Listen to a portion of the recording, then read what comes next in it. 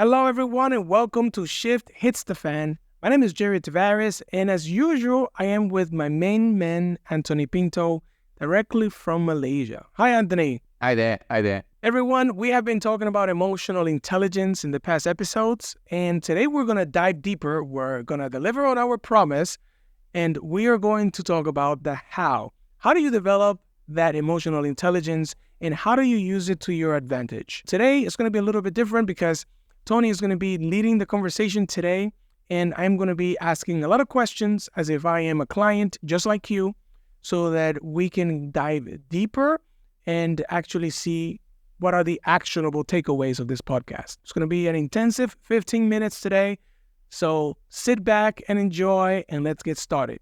Tony, let's go with emotional intelligence, the how. Bring us in. Right. So, we spoke about how, we went deep into what is emotional intelligence, right? So now that we know that, we need to remember that emotion is the feeling of the meanings we make.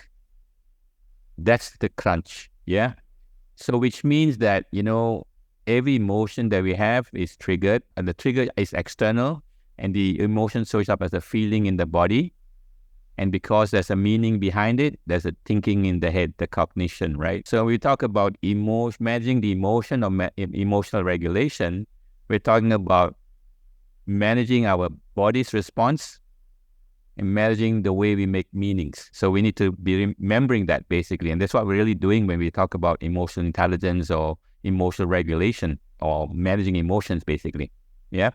And of course, we spoke about personal competence and social competence also. So emotional management is already managing personal competence and managing social competence. But so to start with, I think one of the things we said that people have the idea that, we shouldn't have emotions as a leader. So the first thing about managing emotions is to start with acceptance of an emotion. First step, you got to accept the emotion. You cannot control what you don't accept. Very simple, right? And once you accept and you allow the emotion to be felt in your body, and you recognize that it's the meanings you make, then you can begin to explore to understand where is this emotion coming from.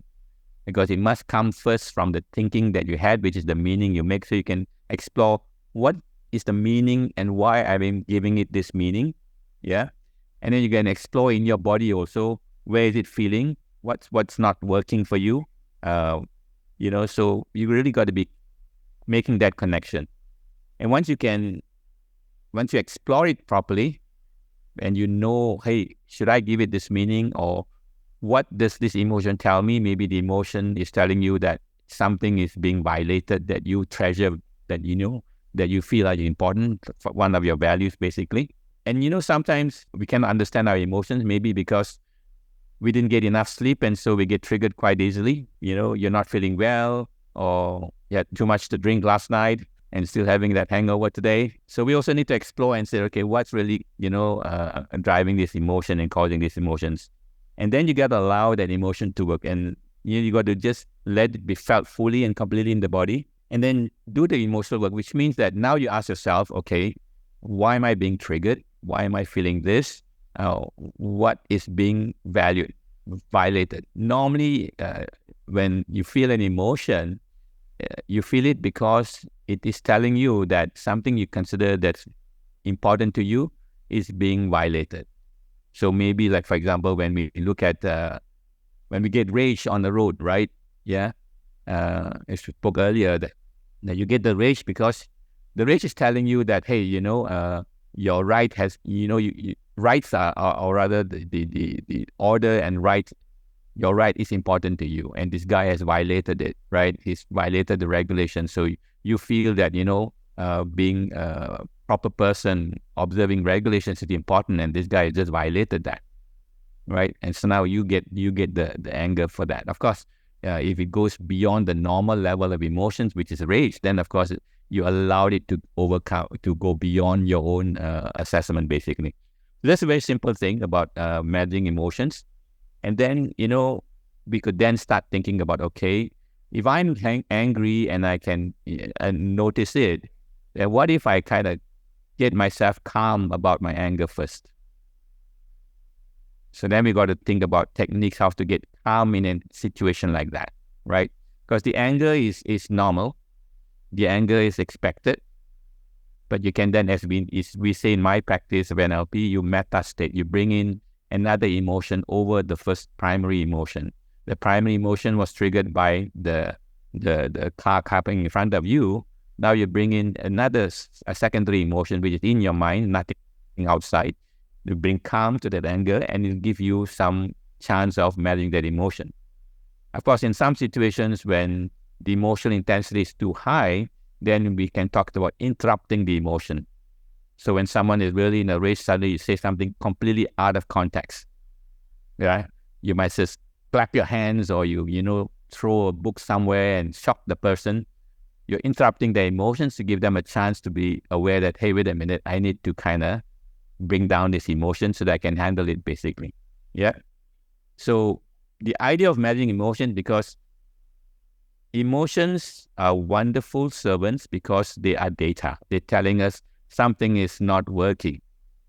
So when they are servants, they are wonderful. But emotions are terrible when they become our masters. Yeah.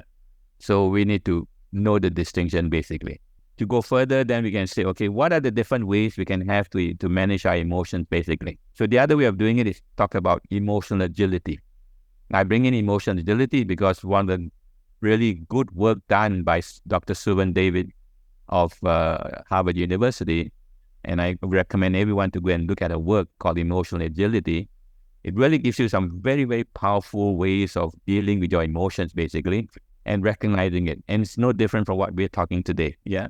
So emotional agility is the capacity to recognize and accept your emotions, as we said earlier. It's also understanding that the underlying causes and to choose the response that promote your well-being and growth. That's what emotional agility is all about, basically. Tony, before we continue, it is also very important for the people who are listening. This happened to me in the workshop last week. We were talking off the air. When we do these personality workshops and these emotional intelligence workshops, it is very important for everyone who is doing this type of work to understand that you are not one way. So normally people think that they feel those emotions because that's the way that they are. And therefore, they have to act that way because that's who they are. And this is a really big misconception that I see among leaders because they put themselves in this box and they think that they don't have any room to move around. And this is where emotional intelligence and emotional agility comes in the fact that you notice the emotions that are raising and yet not acting on them the usual way that you would do. So if you are a choleric person, someone who is very hot-tempered, you don't have to act on those actions or those emotions of acting in such a way, because that is not who you are. That is just a tool or a method of you communicating. So it is really important, once again, for you to understand that's not who you are. That's just the method that you use to communicate, and that you have different ways of communicating your emotions in a way that is going to benefit the conflict that is happening at that time or whatever situation is going on. Oh, yeah. I mean, you made a very, very important and critical distinction, which is that, we must know the distinction between the person of who we are and the behavior we have, isn't it? So when we identify with the emotion, we say, I am angry. Now, that's different from saying, I notice that I'm feeling angry. And now you can separate the two. And when you can do that, and you can make that kind of distinction, you are better able to manage the emotion. As you said, if you say, I'm angry, then you say, that's who I am, right? And so I have to then respond to my anger accordingly to how an angry person responds, right? So yeah, this very, very critical distinction. Good one, that one. Yeah. This identification, very important between person and behavior most of the time. So what are so we talk about personal competence. The main thing about personal competence is self-awareness. So becoming aware of our emotions is accepting them, knowing what they are, in the body, and knowing how it's feeling in the body, and recognizing that that is just data. Yeah. Emotions is just data, not directions to do things. Okay, Correct. so that's personal awareness. I mean, self-awareness, basically, right? Now, what other ways can we develop self-awareness? Of course, we talked about mindfulness. Yes. Practice of mindfulness, self-awareness, because the key about self-awareness is this: be able to label the emotion anyway, right? If we are able to label the emotion, that's a big start already. Sometimes we don't even know how to recognize the emotion that we are feeling. And in the practice of mindfulness, in positive intelligence, right? The power of labeling your negative emotions, which are habit and unconscious, is huge difference. Even for me, right? When we went to that program, the idea that you can actually label that negative emotional habit is so powerful. Right? Yeah. That's why we're talking about in the PQ or saboteurs, right? Powerful So, tool. so there's personal awareness. And of course, personal regulation, how do you regulate your emotion? That when you are aware, then you can start regulating. And for me, my main tool for regulating my emotion is, of course, first, regular mindfulness practice. So I've been meditating for 15 years now, and I found it really very, very powerful in the sense that I can notice when my emotion comes up. And I can even take a pause if I need to, which is part way of interrupting it, right? Yeah. And another way to do that, besides meditation, is also visualization. Because if you notice that similar triggers always create the same emotions. And in your life, it's like when we go to the supermarket, 90% of what we buy is what we buy each week. So it's almost always the same. So the triggers will continue to repeat in your life. And you can notice that. And then you can visualize. Meditation is great. And also visualization is great as well, because you can put yourself in that situation of something that happened or that might happen, and you visualize yourself reacting differently in a way that is going to benefit the situation. That way you're programming your brain to not go the old way and actually try this new way and see how it worked out. So meditation, visualization are two tremendously powerful tools. Yeah, and of course, there's a lot of different things you can do. I like work by Travis Bradbury. He gives, in his book Emotional Intelligence 2.0, he gives, I don't know, 30, 40 different little things you can do to manage your emotions. You're familiar with that work, are you? Yeah. Travis Bradbury, very good work also, right? Yeah. So number one is practice mindfulness. Yeah. And of course, explore the PQ program. I think it's really amazing. It's amazing. It's an amazing program. Yeah. Another thing we can do is about cultivate self-compassion. We're too hard on ourselves most of the time. Right? Yes. So, being able to just value who you are and recognize where you're coming from, right? And that self-compassion is and be flexible in our thinking. Don't make things so rigid, basically. After all, it's only the meanings that we created that cause the emotion to be as strong as it is. Anyway, yeah. Mm-hmm. Flexibility in thinking is very important. We can set boundaries also. Boundaries related to the values that you consider important to you, right? So if your values are being violated, it is natural and normal to be emotionally triggered. But that's data telling you that your value has been violated. For example, if you value honesty and then someone tries to give you false information for a project, right? You definitely will be triggered, right? And you're triggered because you value honesty. And, so don't hit yourself with it, don't get too hard with yourself on it, right?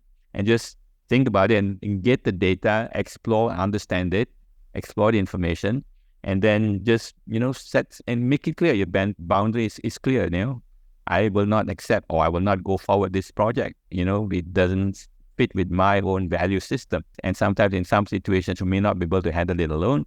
We seek support. Find people that can support you in dealing with an emotion. Yeah. And also, once you know your values, because most times a lot of people don't even know their personal values. Yeah. Because they are not conscious of it. They're not aware of it. Yeah. And the emotion is triggered, and then they sometimes cannot even label it. and they keep living in that loop all the time, right? Being aware of the values means you know what your personal values are, the top 3 values or top 5 values. You know what are the behaviors that you can recognize that demonstrate that the values are being lived out, right? And whenever you see people having behaviors that contradict those values or contradict the behaviors that represent those values, you will get triggered, and that's the the alert basically, and you know how to behave after that. So that's really the key things, like it's not complicated, and so the main thing is start with acceptance of an emotion, and then know that it's a meaning that you created, which means that you can reframe to make it more resourceful for you. You don't have to get caught in it. There's nothing wrong with, getting angry with, with your values being violated. It's okay to get angry. But then you take one step further and then manage that anger in terms of making it as a resource and say, okay, something's not right here. Let me look at it, see what makes sense to me. And then you can make a better decision, basically. Yeah. And because if we are not putting ourselves with the skills to manage our emotions, then our natural physiology and our own body and neural networks and neurochemicals in the body will take over, right? Right. Especially when you allow your emotions to run on its own course, when it does that, it will shut down your thinking brain, Correct. your prefrontal cortex. And that's why we say leaders cannot make good decisions if they don't manage their emotions. And it's also important for every leader who is listening to this conversation. You mentioned it before, to be compassionate with yourself. I know that many leaders might think this is a sign of weakness, but you have to also see it as a strength, because by you being compassionate with yourselves, you give yourself room so that you can think clearly and you can process the emotions that you're having. Because as a leader, let's be honest here, you have a very tough job. Sometimes you are in a sandwich position between the employees and the top management. If you're in top management, you are concerned about the organization, the economy, the direction. So there are so many things that create a lot of stress around you that if you don't manage your emotions properly, you're not going to be able to perform at the level that you can be performing. And, we talked about leaders also, trying to fake their emotions. Yeah, mirror neurons are at place anyway. Yeah. So it's so important that leaders recognize that you have to be in charge, otherwise your body will take charge. I just saw a video earlier that said that, was it depression or anxiety is causing a lot more problems even than cancer. Yeah, after the COVID, situation. So it's very real. People are not able to manage what's happening to them in terms of their emotions. And it's really a huge problem now. So leaders can make the difference in their organizations. That's really what, we want to keep it as simple as we can, that managing emotions, first is self-awareness, then is self-regulation. And, one of the mindfulness practice is so powerful, because there's so much of research behind it today that says that it works. And one of the things it actually does, it rewires your neurology. And research shows that now. What do they also do happens? Your amygdala, which is your emotional brain, when you have a regular mindfulness practice for a long period, the size of the amygdala reduces physically. Yeah. So, there's less chance of it, being triggered and hijacking your prefrontal cortex or thinking brain, basically.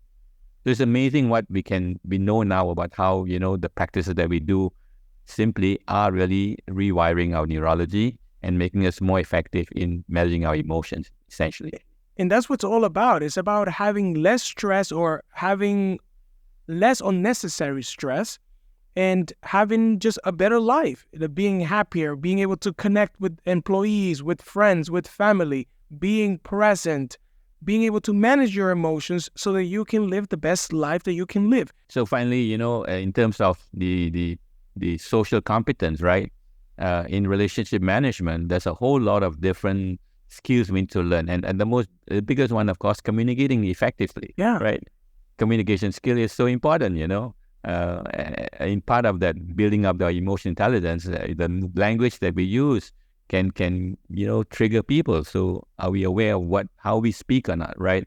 And then, that area of social competence or relationship management, whole lot of different programs out there in the market of, getting those skills and the leadership skills also, basically. For everyone who is listening here, if you find this topic interesting and you wanted to explore it more, you can contact me or Tony. I'm going to put our LinkedIn profiles down there, so you can contact us at any time if you want to explore it more. We have been doing these workshops with leaders, and it's outstanding the aha moments that they get in these communication workshops that Tony and I are leading. And it's so important nowadays because things are getting faster. There's more stress, there's more to do, there's more on the line, and more than ever, you need to be on top of your game and be able to manage your emotions and understand that people have different emotions so that you can communicate effectively and create a much better result than what you are achieving now, because it is possible. Right. Yeah. And so that's what we wanted to talk about today, right? At least a framework of how you can manage your emotions and regulate it so that you be, living a more fulfilled life, living a happier life. Yeah. That's what it's all about. Yeah. That's cut out the stress, basically. Yeah. Yeah. What's the point? Yeah. What's the point of achieving amazing things if you cannot enjoy it because you're not healthy? So it's no point. And that's what our work is about, just living a fuller, more fulfilled life and achieving great things while doing it.